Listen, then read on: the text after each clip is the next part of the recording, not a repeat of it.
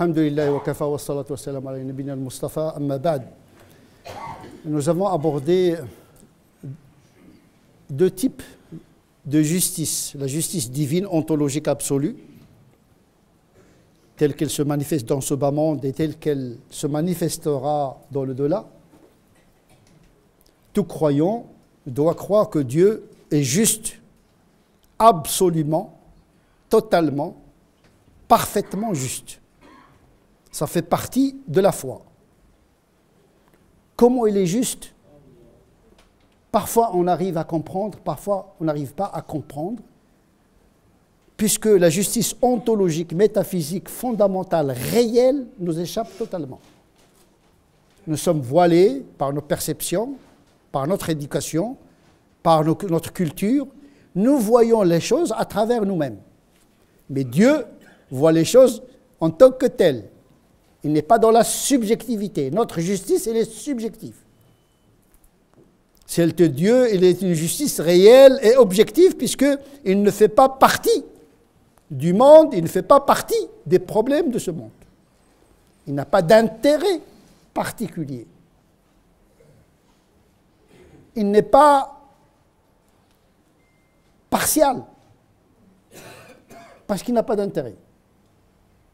Et donc, à partir de là, le croyant, même s'il n'arrive pas toujours à voir les aspects de cette justice dans ce bas monde, il doit croire qu'il y a des choses qui nous échappent, mais il doit croire également que les injustices de ce bas monde seront réparées par une justice absolue dans le delà, par le tribunal final, Malik Yawmiddin, celui qui juge le jour du jugement dernier. Un tribunal réparateur des injustices de ce bas monde. Ce qui donne espérance aux gens qui souffrent d'injustice. Ça ne veut pas dire qu'il faudrait accepter les injustices de ce bas monde, mais parfois les faits sont efficients. Et puis il y a la justice morale, liée à la conscience propre de l'individu musulman. Une morale individuelle du musulman, qui s'inspire bien sûr du Coran, de la Sunna, mais il doit assumer sa part de justice propre à sa conscience propre. Son rapport avec lui-même, avec sa famille, avec ses proches, avec sa communauté spirituelle, sa communauté nationale, sa communauté humaine, sa communauté cosmique, naturelle. Il y a des strates de justice morale que le musulman doit respecter. Et puis aujourd'hui, on va plutôt parler de la justice juridique, puisque le Coran en parle. Comment se manifeste cette justice dans les lois juridiques coraniques? D'abord, il faudrait rappeler que le Coran, il a deux types de discours en la matière. Il y a un discours qui établit les règles, les principes de justice. Allah ya'muru bil adl, Dieu ordonne la justice. Il nous l'ordonne, mais il s'impose également la justice. Donc ces lois dans le Coran sont censées être justes, fondamentalement, à condition de bien comprendre la loi et bien l'appliquer. Et là aussi, on doit croire que toutes les lois du Coran sont justes, toutes les lois du prophète sont justes. Ça, c'est un principe. Quand on entre dans les détails, on va voir que cette justice, elle est relative. Nous avons dit que la justice ontologique de Dieu est absolue, mais elle se manifeste dans les lois coraniques et prophétiques, parfois de manière relative à une situation, à un contexte. On sait bien que le droit se déplace en fonction des cultures et des situations. Ce qui est juste dans un contexte, une situation, pourrait être une injustice dans un autre contexte. C'est pourquoi on pourrait rencontrer dans le Coran des contradictions. Mais ce sont des contradictions en apparence, parce que les versets ont été révélés dans des réalités différentes. Ce qui est une loi juste en rapport avec Asbabun Nuzul, avec les circonstances de la révélation X, n'est pas forcément juste en fonction des circonstances de la révélation Y. Ce n'est pas la même chose. Donc il y a le principe, il y a la variabilité de la mise en pratique de cette justice en rapport avec une situation. Donc Dieu ordonne la justice et comme une règle et met en pratique ce verset principiel, ce qu'on appelle une mise en pratique à travers des versets circonstanciels. Il y a le principiel, dans le Coran il y a des passages principiels universels, l'adl, la dignité, il y a une dignité, le criminel n'est pas réduit à son crime, le pécheur n'est pas réduit à son péché, donc il y a une vision principielle sur la question de la justice, mais il y a une mise en pratique de ce principe dans la réalité. C'est là où s'introduit la relativité de la notion de la justice, puisqu'il intègre la culture, les coutumes, les ressentis, les perceptions subjectives, parce que la justice, ce n'est pas une notion mathématique. La justice est un sentiment de justice. Donc le ressenti est un facteur important à prendre en considération. Ce que le Coran a pris en considération. Parce que quand il a descendu des lois concernant la famille, le commerce, etc., il a pris en considération ces perceptions qui relèvent de la psychologie sociale. C'est très important parce que le Coran parle d'abord à un public cible. Ce sont les Arabes du moment coranique, Mécois, Médinois. Donc on sait à qui le Coran s'adresse en premier lieu. Il s'adresse en premier lieu à ces gens, tout en instaurant des principes, mais en les pratiquant à leur contexte historique. Donc il y a une part historique dans la notion de la justice, dans les lois coraniques et les lois prophétiques. Tout n'est pas absolu. Il y a une justice absolue principielle, il y a une justice appliquée à la relativité des situations. Situations subjectives, culturelles, psychologiques, politiques, etc., etc. Il établit également des règles de loi. Lorsqu'il parle de relations entre les hommes et les femmes, par exemple, il établit une règle qui dit qu'ils ont des droits équivalents à leurs devoirs. C'est un principe. Les mêmes devoirs incombent les mêmes droits. C'est normal. C'est comme le citoyen, hein, il a des devoirs, mais il a des droits équivalents à ses devoirs. C'est une règle universelle que le Coran est venu tout simplement souligner, mais appliquée au contexte anthropologique, patriarcal et tribal. Il ajoute à cette règle un effet circonstanciel. Et l'homme, ils ont un degré supérieur, mais pas dans le pouvoir de responsabilité, parce que l'homme, dans ce contexte, a le devoir de subvenir aux besoins de sa famille. Ce qui n'est pas un devoir qui incombe à la femme à l'époque, puisque l'économie, le pouvoir politique et même le savoir, il est lié à la force musculaire. Ceux qui travaillent, ceux qui se déplacent, ce que la femme ne peut pas. Ce n'est pas comme aujourd'hui, où la technologie a permis à la femme de se déplacer, d'acquérir le même savoir que les hommes, etc. Sauf que le contexte de l'époque ne permet pas à l'intelligence féminine d'accéder justement au pouvoir économique et politique et même scientifique.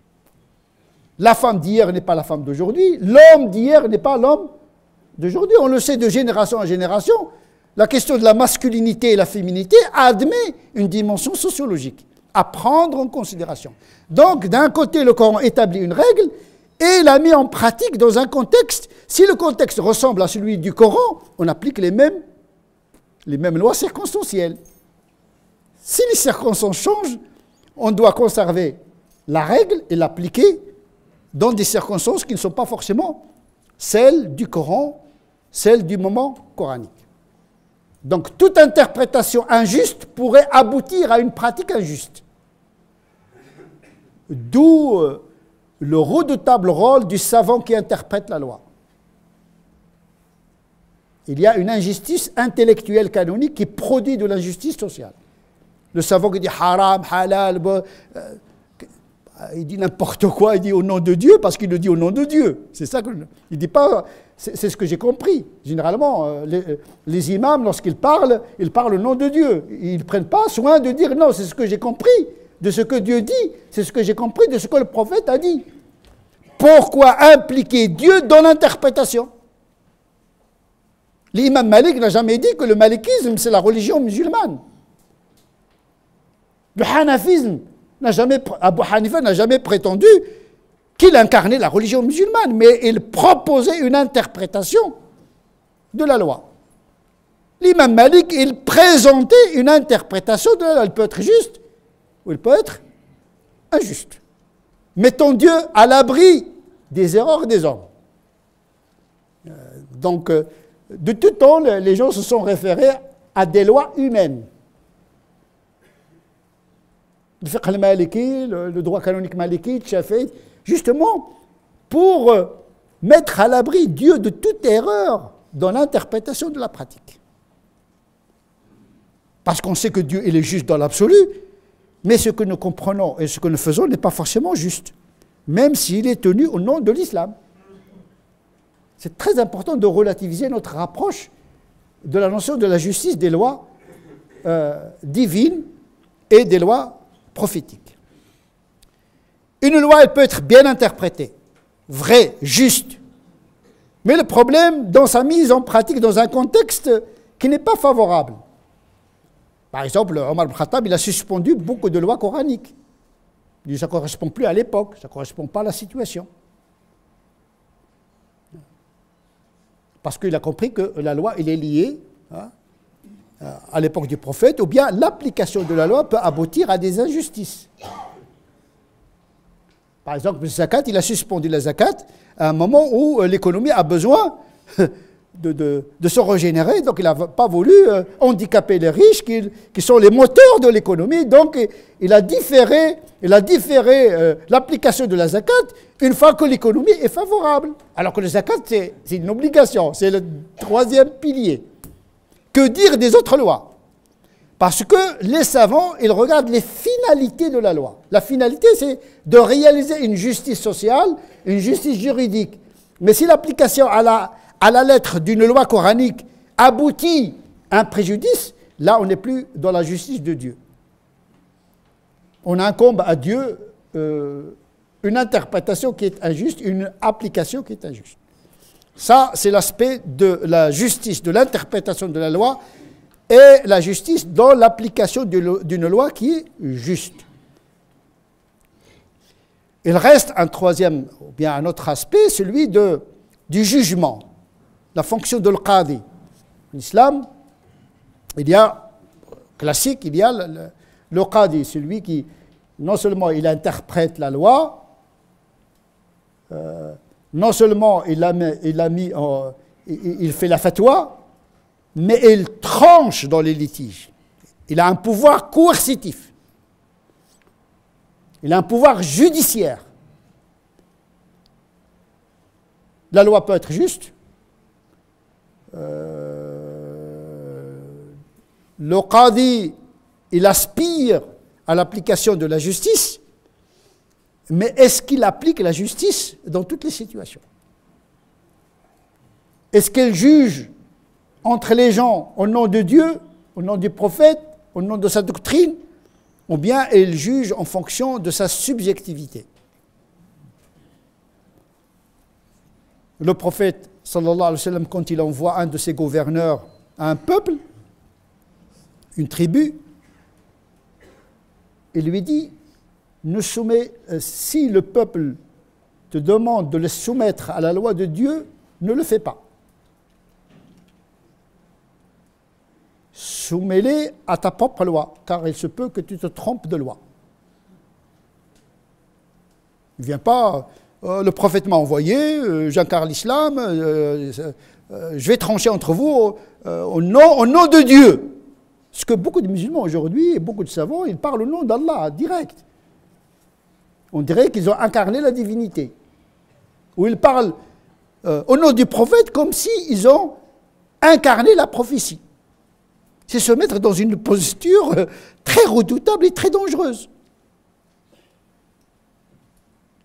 un peu d'humilité et de distance par rapport à la vérité et la justice. Et donc le prophète met en garde ses compagnons de soumettre les gens à la loi de Dieu, mais de les soumettre à leur façon, manière de voir la loi. Parce que oui, on se réfère au Coran, mais on se réfère à d'autres sources pour comprendre la loi et son application. Il y a le Coran, la Sunna, mais il y a d'autres sources de la loi. Il y a l'Urf, il y a l'Istihsan, il y a le Maslaha, il y a d'autres sources. Le Coran est la référence suprême, mais pas la seule. Il y a la part de l'homme dans le dispositif canonique. C'est pour cette raison qu'on a des doctrines canoniques. Le malikisme, le shafi'isme, ils ne sont pas des religions.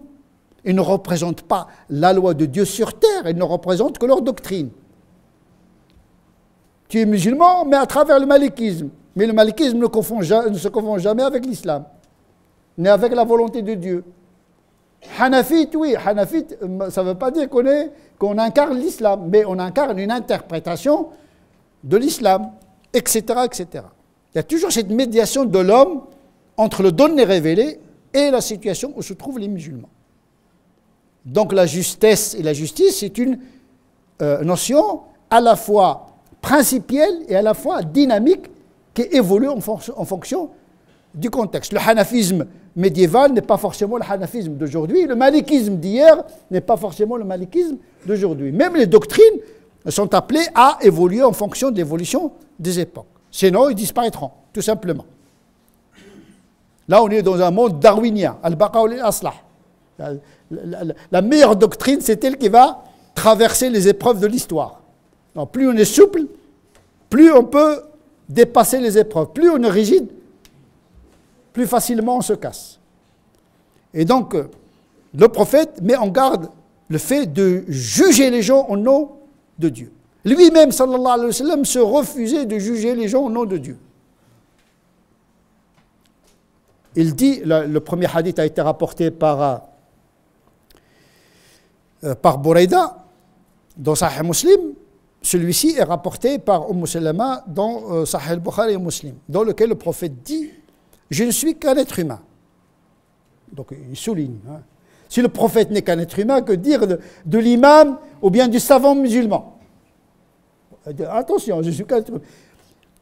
Et vous venez souvent chez moi pour que je juge entre vous. Et certains d'entre vous est plus éloquent, plus convaincant que d'autres. Et moi, je ne peux juger qu'à travers ce que j'entends. Si je donne à quelqu'un raison alors qu'il a tort, sache que je lui ai donné un morceau d'enfer. Parce que s'il échappe à mon erreur aujourd'hui, il ne va pas échapper à la justice divine dans l'au-delà. Et donc c'est une justice du prophète qui est prudente. Hein. Le jugement des hommes, ce n'est pas le jugement de Dieu. Heureusement. Quel que soit le juge, ici ou ailleurs, s'il te donne raison, ça ne veut pas dire que tu as raison. S'il te donne tort, ça ne veut pas dire que tu as tort. Il se peut que le juge juge de manière juste, mais le juge ne juge qu'à travers les faits. Or, le crime peut dépasser les faits, l'innocence également peut dépasser les faits. C'est pour cette raison qu'il y a pour le croyant un tribunal de cassation universel, eschatologique et final, celui de Dieu, qui va réparer les injustices de ce bas monde. Tant qu'il y a la foi et l'espérance, hein, la justice absolue des hommes n'est pas de ce monde. Hein, la justice n'est pas de ce monde, parce que ce sont les hommes qui la pratiquent. Par contre, il y a une justice de réparation d'Allah subhanahu wa ta'ala le jour du jugement dernier, mais soyons prudents quand on prononce des lois au nom de Dieu, quand on interprète des lois au nom de Dieu et de son prophète, quand on juge l'autre au nom d'Allah et de son prophète, c'est se mettre à la place de Dieu lui-même et se mettre à la place du prophète. On propose des interprétations, mais on ne propose pas une religion. نسأل الله عز وجل أن يجعلنا من الذين يستمعون القول فيتبعون أحسنه أولئك الذين هداهم الله أولئك هم أولو الألباب اللهم اهدنا فيمن هديت وعافنا فيمن عافيت وتولنا فيمن توليت وبارك لنا فيما أعطيت اللهم صل على سيدنا محمد وعلى آل سيدنا محمد كما صليت على سيدنا إبراهيم وعلى آل سيدنا إبراهيم، وبارك على سيدنا محمد وعلى آل سيدنا محمد كما باركت على سيدنا إبراهيم وعلى آل سيدنا إبراهيم في العالمين إنك حميد مجيد. سبحان ربك رب العزة عما يصفون وسلام على المرسلين والحمد لله رب العالمين.